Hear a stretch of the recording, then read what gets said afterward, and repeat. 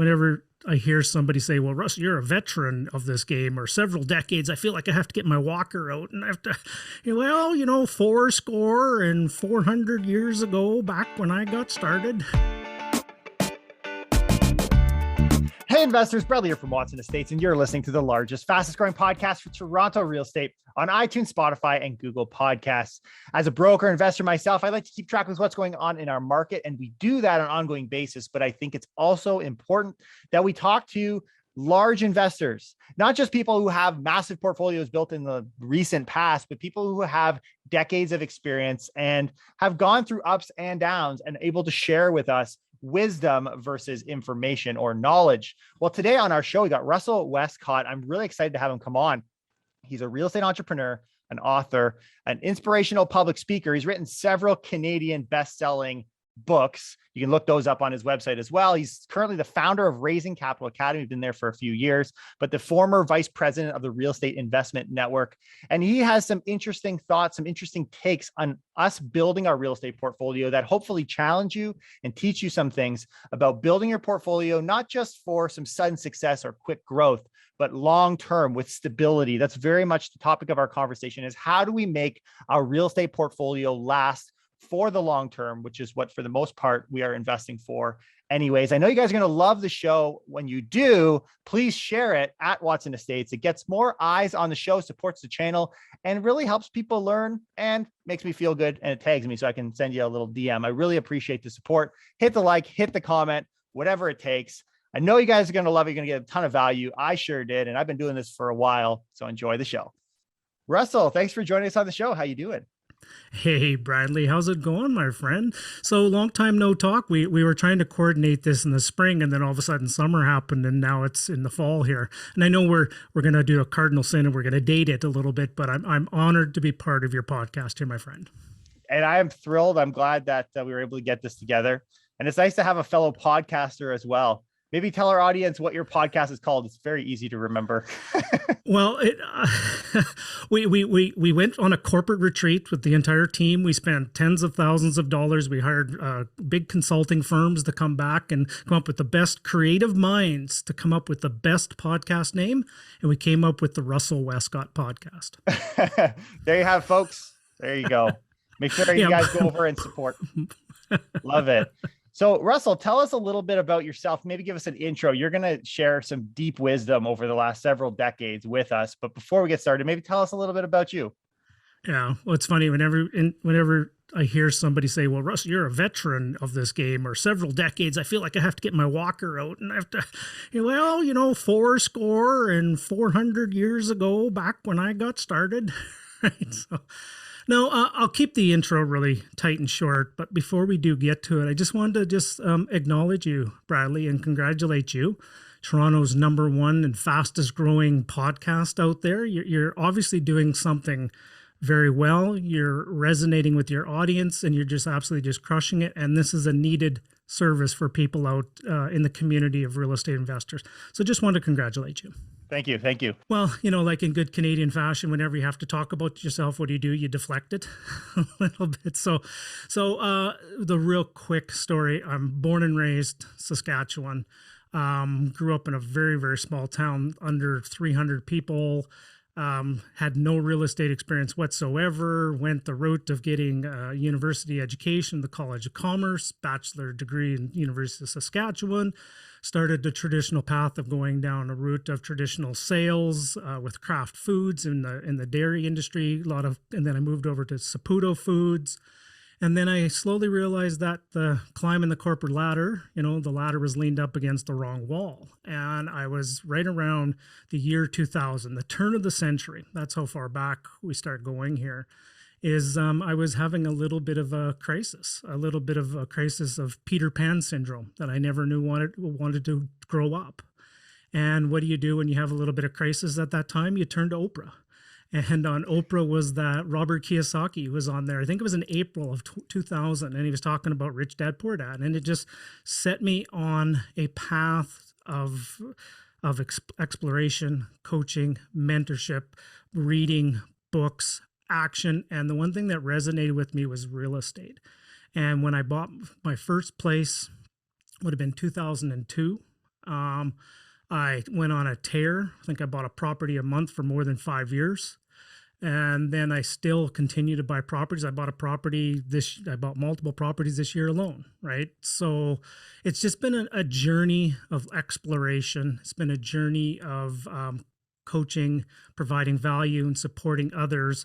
And I'm in a phase now in my investing and where I'm at with what I've learned that I need to be a blessing to other people. And I'm starting to give back all the knowledge and wisdom that I've learned to the next generation of real estate investors.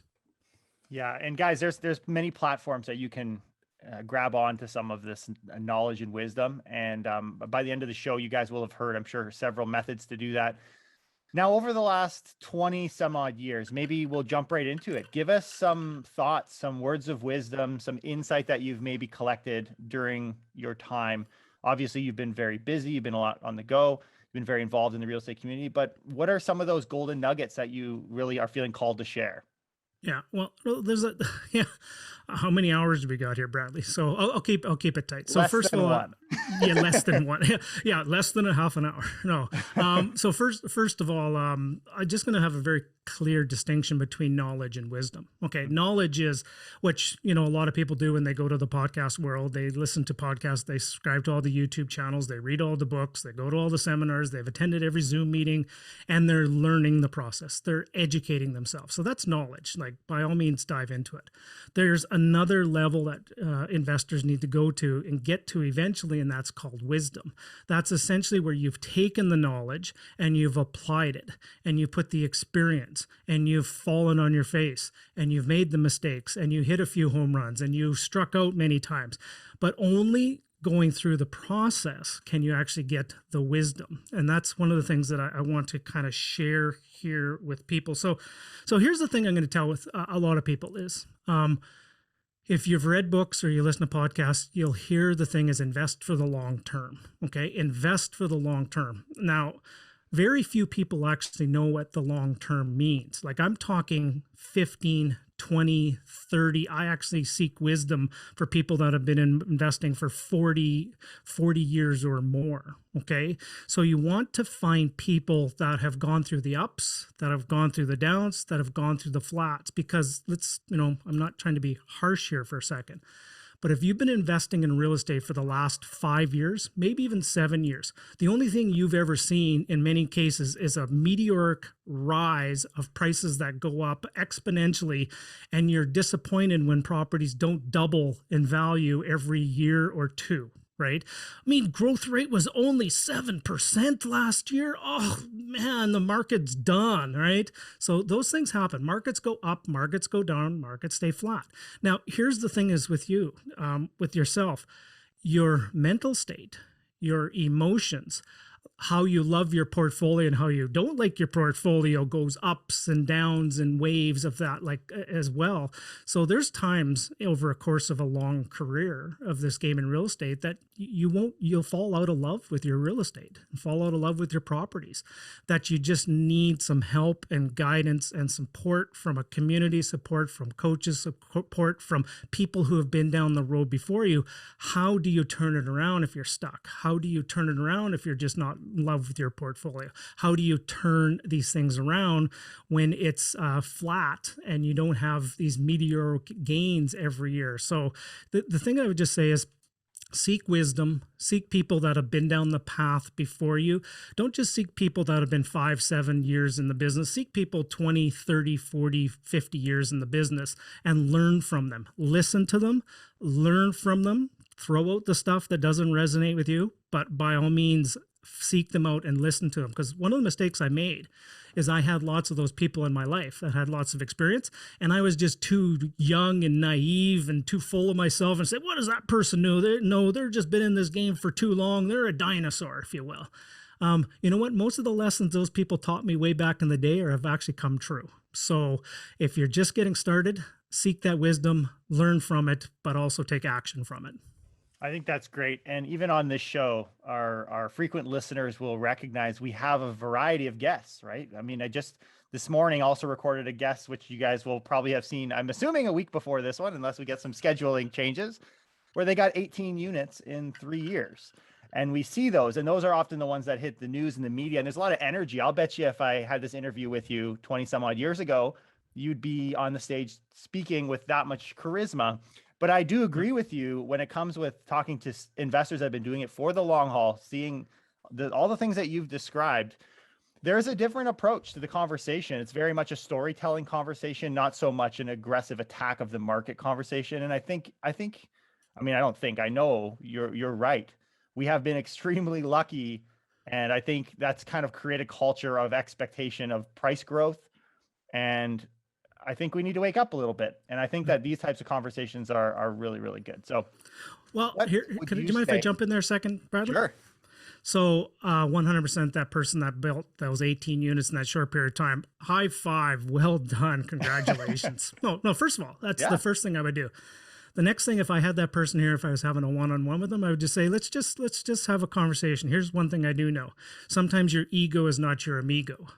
So let's get in check here. Are you in check with your long-term vision, your plan, or are you just building a portfolio so you can tell that you've purchased, a property a month for 5 years? And I'm here to tell you, when I said that earlier a little bit in my introduction, that was the stupidest thing I could have ever done.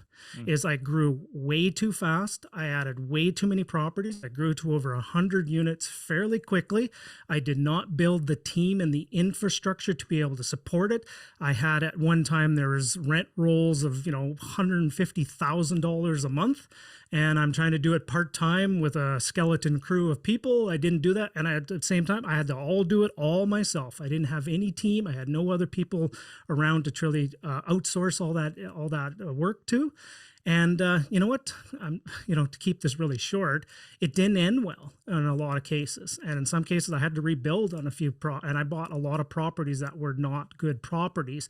But I did it because my ego, and I was trying to boast myself up and look great in front of a room full of 400, 500 people, and look at me, beat my chest, look at me, how great I am, all that kind of stuff. And just remember, sometimes your ego is not your amigo. Make sure you're in check. Make sure you're building the infrastructure to be able to support the big business. Because think about this another way. If you had that 18 properties, so 18 properties, you're talking $20,000, $30,000 a month in rent roll a month, you're talking $500,000 in business. Do you have, if that was another business, right? You would have a team of accountants, a team of lawyers. You'd have all these people to support the business. Do you have that as a real estate business? Most people, when you peel back the curtain, are just a single entrepreneur. They're managing their own properties. They do everything themselves. They're doing their own bookkeeping. Their books and the papers are in a shoebox that they send off to the accountant, and they don't have the structures in the business system behind them to be able to scale and grow from there. You're right. You're bang on. I mean, I get messages all the time through Instagram, folks saying, got this many units, and, and I get that sense that they're very much a small investor gone big, and it works until it doesn't. Right. And well, it's the old game of musical chairs in some cases, right? Yeah. It's all great when the music's playing and there's a chair to sit down on, but all of a sudden, maybe if the market takes a pause, circa in Ontario, Toronto, what 2017 was a pause a little bit was out there. Yeah. There was people with the music stopped playing right during that really short window, and they had no chair to sit down on. They're going, you mean to tell me that place that I bought for $800,000 I can't sell for $985,000 when it closes? What do you mean? Right. Yeah. And by the way, I had to qualify for a mortgage and close on it. Oh, come on. I was just going to sign it before it closes. Right. So the music does stop playing. And, I'm not going to sit here and pontificate about what the market is going to do, but in many cases, just trust your gut. In many cases, if the market feels and it's going way too fast and it's growing outside of its economic fundamentals underlying it, trust your gut. Don't trust the pontificators of people that are just going to say the market's just going to keep going up forever. And because it doesn't. Markets never, ever will keep going up forever. And take a look at your market, where you're at, and take a look at the growth curve. If it's been growing for many, many, many, many, many, many years, it may take a pause. Or if your market's been flat or declining for many, many, many years, it can't stay there forever. I would be buying in the flat and down market to ride the next wave up, not buy at the one that's been going up for the last 20 years. Food for thought, folks. Love that. Love that. Yeah. So apart from building your team and kind of with the end in mind, as we're describing this, knowing, I guess, identifying what we don't know, the wisdom we haven't yet developed, and recognizing markets aren't always on the upward trajectory, what is some other important skills you'd say matter from those that you've seen around you and in your own experience that have allowed you to test that time or go through the test of time? Okay, so let me frame this a little bit for you. So most people probably listening or watching this will probably want to make some kind of change. That's why people go to YouTube. They're seeking for an answer. That's why people listen to podcasts. They're seeking some kind of an answer. There's truly only two ways that you can make a change, and that's by meeting new people, and that's by learning a new skill.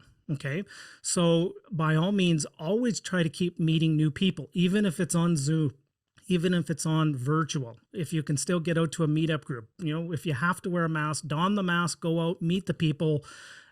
Potentially the next person you meet may change your life. Okay. The other is skill sets. Always learn to keep elevating your skill set. Now, here's the skill set I would give to young, aspiring real estate investors. Learn the art of leadership and communication.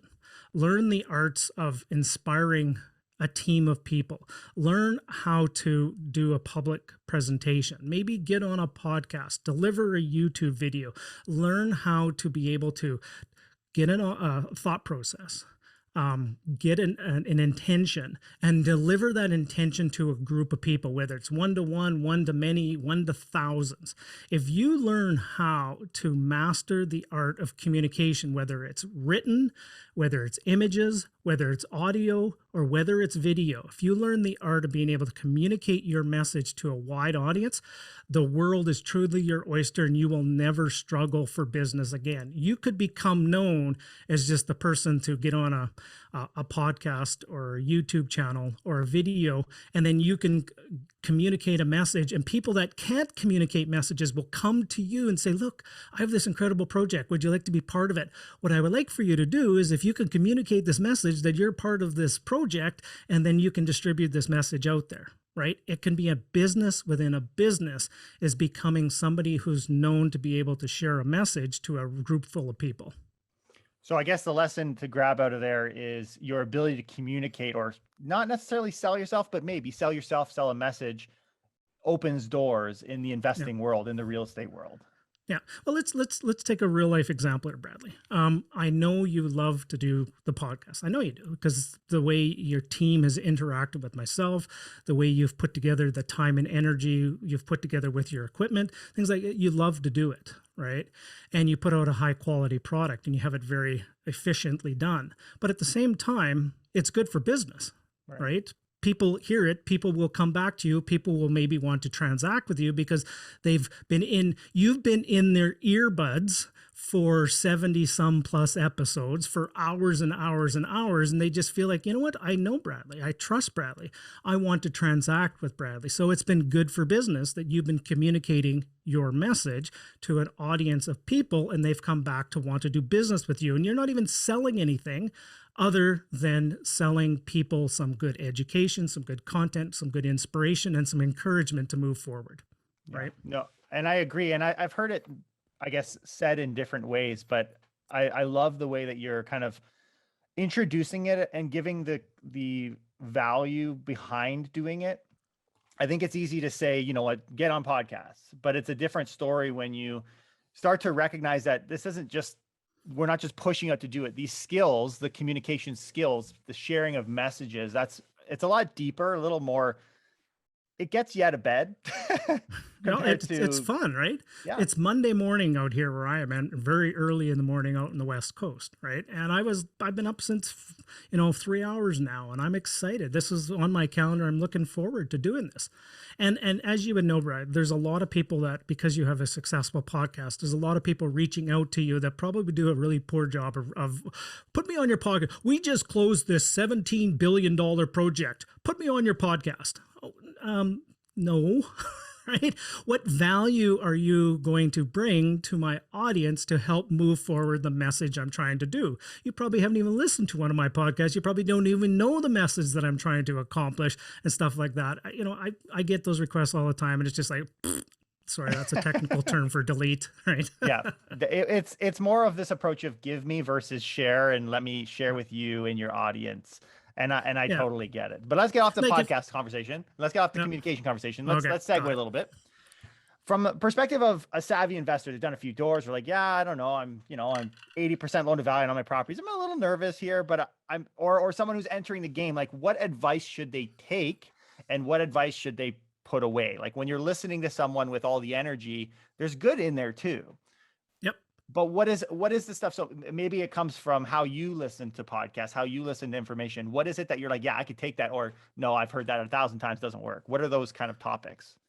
Here's the one thing is that I do is I call it the 1%. I'm always looking for just that 1% nugget that I can actually implement and move forward. It's just like here's the analogy I would use. A lot of people sit there at the beginning of a year, end of year, and say, "Look, I am going to read 52 books this year, 1 book a week." I go, "Fantastic, congratulations, high five." Okay, what did you implement from those 52 books that you just read? What actions did you take from those books? Well, I read the next one. Okay, so everybody's so focused on consuming the next book, they actually didn't implement a book that they just read. So with a lot of people I work with, we actually slow it down and we do a book a month and we immerse ourselves. We get the audio version, we get the paper version, and then at the end of that month, it's how many things can you execute and implement from that one book, and you're only going to do 12, you're going to do one a month for the entire year. Because it's all about the execution and the result versus just the consumption and moving on to the next one. Okay, so that's one of the key things there is just that comes back to the knowledge versus wisdom, is you have to execute and apply the process, and that's how you get the wisdom over years gone by. Yeah. No, I see exactly what you're saying. And I very much in the real estate world too, there's a lot of shiny object syndrome. There's a lot of running around, and very much we love passive income. Passive income is sold, but we also love passive consumption of information, and listening to a podcast is that, reading a book is that. But I love the approach, and I very much agree. I mean, there is no doubt every guest on our show are action takers. People that are worth listening to are those who have taken action in their own way, whether that's in their personal life, their real estate life, whatever, instead of just kind of standing by, listening and being a voice. Like it's one thing, and maybe this is coming back to your wisdom scenario, but it's one thing to have a voice. It's another thing to have something tangible or practical behind that voice with some support. Yeah, absolutely. And that's one of and you just triggered a conversation piece there, is have a voice. That was one of the hardest things that I had to eventually over time, was to discover my voice and find my voice. Because sometimes when you don't have your own voice, I'm a very shy and introverted person naturally. And when I first got into this whole game of real estate, I said, I want to make a success of this. So I went to some conferences, I went to some spaces, and I said, who are the players in this room? Who are the people that I need to connect with? And it's usually, first of all, the people on stage were the people that were quote unquote the players. And then during the breaks, you'd often find little breakout groups with a person in the middle surrounded by 8, 12 people. And then the next person over here surrounded by 8 to 12 people. And I go, okay, those people there will probably be the players, because people were wanting to learn from them. Okay. So what I decided at that time was to eventually learn the skills to become the player, to be able to communicate the message back to that point. But the key thing is surround yourself with the right community of people that will keep pushing you. But eventually you have to find your own voice.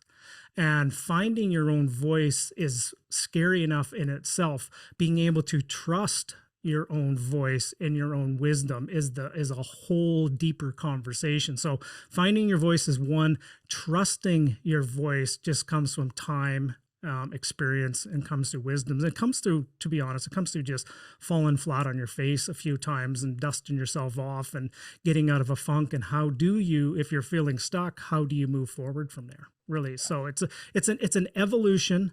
It's not a revolution in many respects. Some of the best speakers, I can't say I'm intrapersonal. I can't say that I hide. Let's put it that way.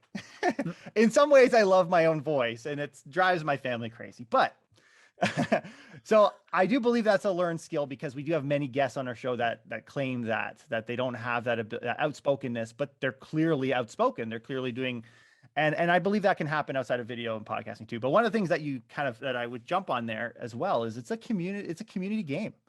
This is a networking game. It's a people business first, and then real estate just so happens to be the asset. So I just thought I'd highlight that because I think that's a good point too. But is there, and maybe you want to add, but we'll add it in here.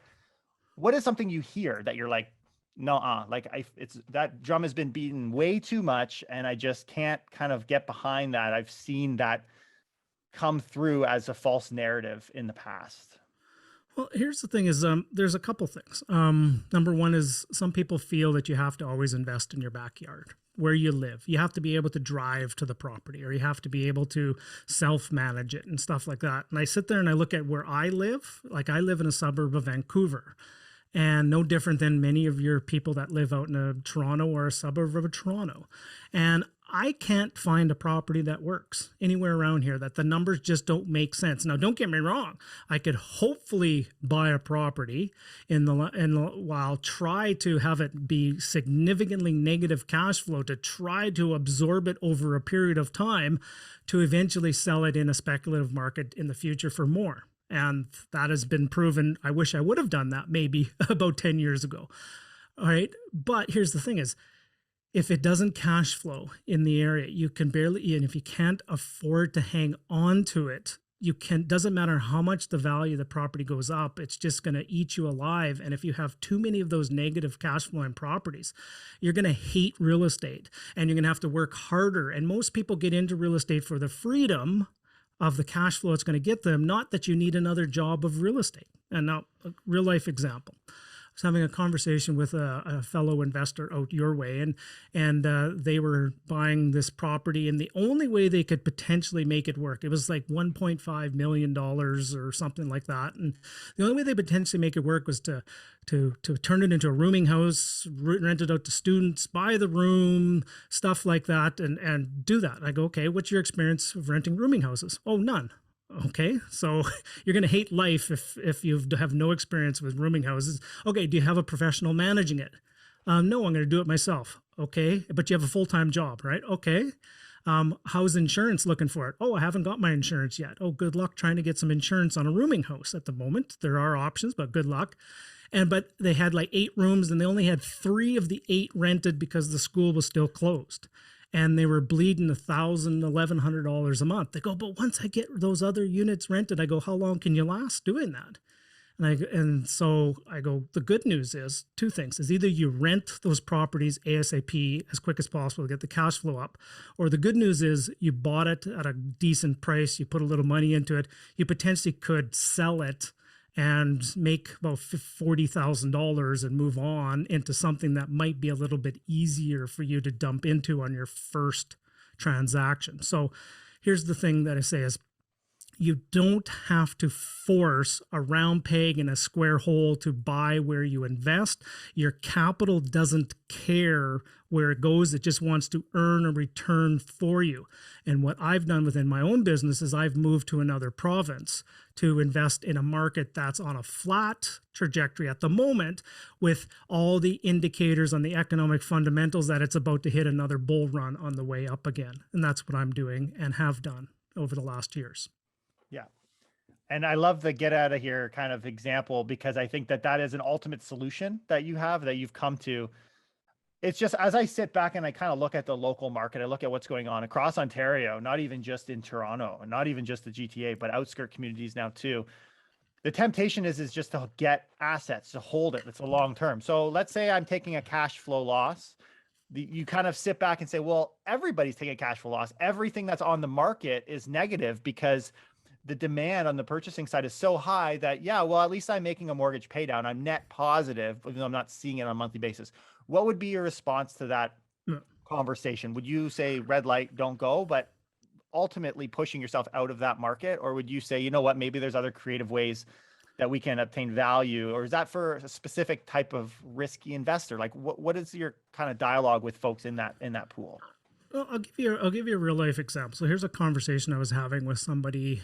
So it was a couple weeks ago now, and they were looking at this box in the sky condo for $900,000, and they were saying it's actually a property that will work here in Toronto and area. And I go, well, that's fantastic. Share the numbers, and the numbers were really tight, really skinny. They were getting $3,400 rent for $900,000. It would, with some creative pro forma math, they were making it work. I go, okay, congratulations. I wouldn't touch it with a 10-foot pole, but that's just the lessons I've learned over the years. Let's take the exact same price point of $900,000 with the exact same amount of capital, and let's move it over to this market over here, where I invest in is Edmonton. I can find you for the exact same price point. I can find you a fourplex. Brand new construction fourplex with a yard, with land, side by side semis with suites. That's going to generate $6,200 a month in rent. And if you do real pro forma math on it, it's going to generate about $1,500 spendable cash for you per month, give or take. What would be the purchase price on that one in Edmonton? It was about $900,000. Same price. Exact same price point. Okay. Yeah. And it's a completely different asset as well. And you actually get some land with it at the same time. And you're almost doubling your rent. Okay. So that's how I can usually tell if people are doing a little bit of creative pro forma math, is because I kind of know that type of a property at $6,200 in rent will get about $1,500. If somebody's only getting $3,400 in rent, I know they're creatively juicing the math up somehow. Right? Or they're justifying it that it's getting pay down and I'm getting all this pay down from it. And it's this, that, or the other. So there are different avenues. And I know a lot of clients that I've been working with have been divesting of some properties out your way and have been moving it out into markets that are poised to grow on the upswing, i.e. Alberta, Edmonton. There's some markets in Saskatchewan. And these are some really good properties too, like high quality properties, as opposed to 80, 90-year-old houses that are fraught with deferred maintenance and you're paying $600,000 for them. Yeah. I mean, from the tale of history here, I've been in real estate since 2014. So I'm not in the same wheelhouse as what you're describing, but from where I've seen, even in the short time that I've been in real estate investing, I've noticed that pressure has gotten more and more. People are feeling like they need to jump through hoops in order to get in, because the stories are from folks like us, and where there's been a level of success in the past. It's a habit just to say, well, they made it, I can make it. But if I can't get in, I can't make anything. I'm stuck. Like, you get in the game, and this whole conversation of activity or being, getting involved. I think that pressure has just been building up until 2017, and then everyone's running away. Maybe there was an opportunity in there, but since then it's just progressively getting worse. I guess the question, to bring it all the way back, is we're all looking for a good investment. What would you say, from your history in real estate, has been the best investment that you've made since you've started? Well, I will answer your question to frame it in real estate, but the best investment by far, no questions asked, is an investment into myself. And is an investment into my education, investment into my mentorships, the people who mentor me, my coaching. That has been the best investment. The second best investment is investing into my team of people that surround the business. Those are by far the two biggest investments. Within the context of real estate, the best investments I have now pivoted towards, and I've only learned this in the last 5 years, is moving towards quality versus quantity, moving into purpose-built new construction properties, as opposed to try to fit round pegs in square holes. We actually purpose-build our properties. We have the numbers right from the beginning, and we build the property with the tenants in mind before we actually dig a hole in the ground to put in there. So before you even design it, you can actually put where the parking is going to be. Before you even dig the hole, you can actually build the walkways. Before you even dig the hole, you can put the soundproofing in. Before you even dig the hole, you can actually design it. You can move the garage closer to the house. If it was a rear garage property, give a longer apron for more parking. You can pick a corner lot and you can have up to 12 parking spots around there, as opposed to just trying to find something on the street, trying to fit that round peg in a square hole. If you actually purpose built the property from the ground up, you will have a better tenant experience and you will have a better ownership experience, and it will do nothing but add cash flow to your bottom line. And I guess from my outside perspective, I don't do development, but from the outside perspective, I've heard many large Canadian investors discussing the idea that people are looking for newer in general, like people that are out in the resale market even. Where I've noticed there's been a shift is it's just traditionally been more inexpensive to purchase something that's fully built. But with the cost of real estate now, though development costs have gone up, you're kind of apples to apples. In some cases, you probably are leaning towards development. So I think that that's a natural progression. How have the last 5 years kind of shifted that strategy for you? And it all depends on the market, the numbers. Like, for example, many of your listeners are probably investing around the GTA area and that. And for many, and I talk conversations all day long with people, and people buy houses and then put a suite into them, and they call them their duplexes, right? Right now, in the outskirts of the Niagara regions and places like that, you're paying upwards of $600,000 for a house before there's even a suite into it. Another $150,000, you're into it for $750,000. Now you've got a completed duplex. The market I'm buying in, I can build a brand new house with a suite around that 500 to 5.25 mark. Brand new. It's already done, right? And it's purpose built, and you get all the things you want out of that, and you get almost the same kind of rents, touch less, but you're also paying $200,000. You're into it for $200,000 less than what you'd be doing out there. So it all depends on the market. But you plop that new construction property that I'm buying, you plop that out into those other markets, and you're paying $800,000, $900,000 for something brand new. So it's just a little bit of market dependent, just knowing your numbers, knowing the key players, having some good boots on the ground, and just diving into a market and knowing it better than the people that probably even live there. Right. So I know my market probably better than most people that actually have lived there all their lives in many respects. Yeah, knowing the market. And I think that's a big part of that too, is understanding what works in your area. If you're doing a duplex conversions or adding nanny suites, depends on the market, depends on the zoning. And I agree that you need that kind of depth of info.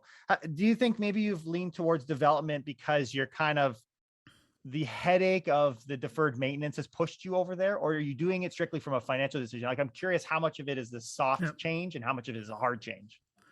Well, I had a few more hair follicles when I first got started, and why I lost a lot of hair follicles was because of over time. Here's another big lesson that I've learned over time: is the longer you own a piece of real estate, the older it gets. So, wow, rocket science, eh, Russ? Right? But most people don't understand that. Is you buy a property, let's say it's 60 years old when you buy it, and you plan to hold it for 20 years. When you're done, it's going to be 80 years. Everything probably had to be redone. You have to put new roof, you have to put new windows, you have to, the heating in it. You probably have had multiple rain floods that come, and maybe the weeping tile and all that kind of stuff. Everything probably had to be replaced. So that's one of the reasons why I learned those lessons, is because the deferred maintenance over years, when you start owning a place, 10, 12, 15 plus years, you have to budget for all those things, and not a lot of people will budget for all those things to be replaced. That's why I went towards new construction, because typically for the first 10 years, you actually don't have any of those costs. If you do, there's actually for the first 2, 3, 4 years, a lot of it's covered under warranty if anything's ever wrong, because of new home warranty program. Then what I typically will do is in year 7 to 10 is I will divest of some of those new properties, sell all that deferred maintenance that's upcoming onto the next owner, and I'm going to go build a new place, and then I'm going to have the first 10 years of stress-free ownership where I get the benefit from that. Here's the thing is, treat your real estate like a portfolio. You don't have to hang on to it for 40 years. You can actually have a portfolio of 10 properties that you transact and trade over every 10 years, and you will always have new properties in your portfolio, and you'll have a better ownership experience. That's definitely a unique take on it. You buy houses like I buy cars. I call it it's almost like a leasing program is really Yeah, what it is, it's very right? much the same, and Yeah. I get it. Like I get the reasoning, I get the thought behind that. And the Okay, only way I know this is because I've owned properties that have just not performed well, and the deferred maintenance. Like when I sit there and I look at my new portfolio and my portfolio I've owned for 15 years, the numbers in black and white just tell the story. And I'm sitting there going, why do I own these properties? These older properties, this with the deferred maintenance down the road. And it's just, they cause the majority of the headaches. I can see when you first purchase a property, you do all this analysis, right? All these plans on how much is my maintenance going to cost, and management, and all these upcoming expenses for the first 5 years. But then at the 5 year mark, we just roll it forward. There's no re-examining of what we have. I think that's a big point of ignorance out there. Yeah. A It's lot of something I people, don't usually focus on. 5 year, let's go. Like, are we truly doing a full pro forma at the 5 year as we did at the first purchase? I'm guilty of not doing that. I think that's something that's wise to do. yeah. And here's the thing is, and then what you potentially could do is if you can absorb that you have to put new roofs and windows and all those things in, by all means, keep it, by all means. But if you're sitting there and you're looking at it and go, holy moly, this is going to cost me $19,000 over the next 3 years, where's this coming from? It's either coming from your right hip pocket, which people will not then analyze the return on investment that they had to put another $20,000 into their property, or it's going to come from the cash flow of the business. Okay, I can absorb it, then I will keep it. Or in my case, in some cases, what I'll do is I will sell it and I'll transfer that cost onto the next owner, and I'll go back and start the clock back at brand new construction moving forward again. Yeah. Yeah. Okay. We're running short on time here, but I definitely, there's been a lot of optimism here. I want to hear about a failure in your past that you've kind of looked back and you're like, that was a good failure. No, I'm glad I went through that. I'm glad I'm not going through it, but I'm glad I went through it. Wow. Sometimes I often make the joke that sometimes I've been put on this planet to serve as a warning to others of what not to do. Here's the one of the biggest failures, and it's something I alluded to early in the process and early in our conversation too, is I didn't build that team. I didn't build the people around me. I was for two terms I'll use, I was the lone wolf and I was the Han Solo. Okay.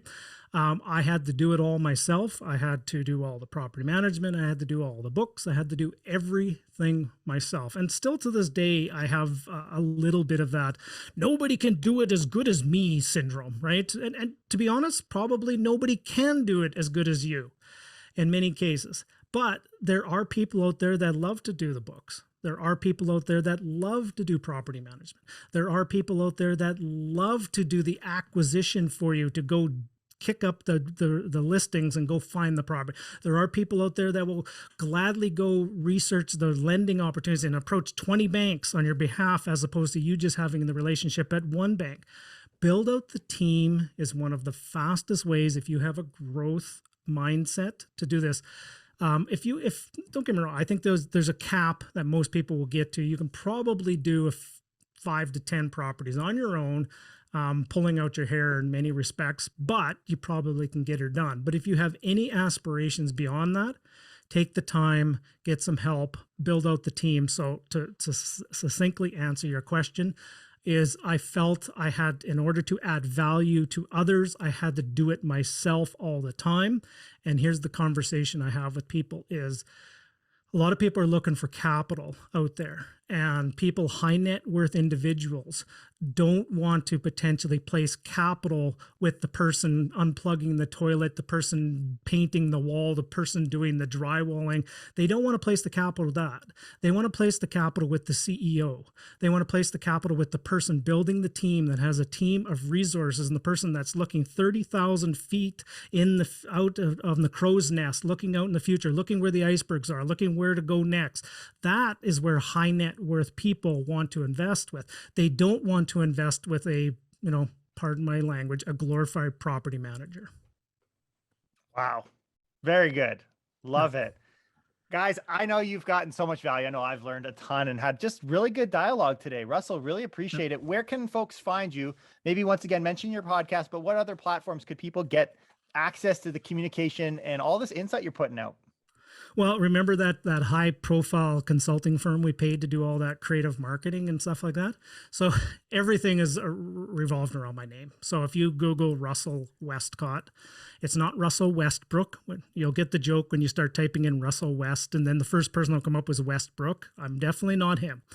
If you Google Russell Westcott, that's where the podcast is. That's where all the social handles are. That's where my website is. Everything revolving around. If you're interested in learning more, just search my name and you'll find more.